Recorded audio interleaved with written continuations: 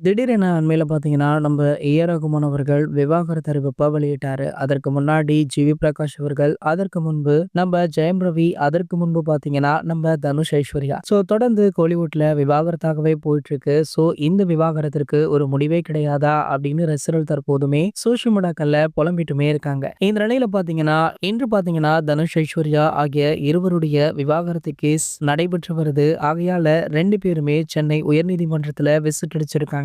அப்போது எடுக்கப்பட்ட புகைப்படங்கள், வீடியோக்கள் சோஷியல் மீடியாக்கள்ல தற்போது வைரல் ஆகிட்டு இருக்கு. இதற்கு முன்னாடி 2 முறை இவங்க இந்த வழக்குக்கு வராததால மீண்டுமே இருவரும் இணைந்து விட்டார்களா? அப்படின்ற ஒரு கேள்வி சோஷியல் மீடியாக்கள்ல உலவர ஆரம்பிச்சது. இல்ல நாங்க இணையல, பிரியதான் போறோம் அப்படின்றத உறுதிப்படுத்தும் வகையில தற்போது 2 பேருமே கோர்ட்ல ஆஜராகி இருக்காங்க.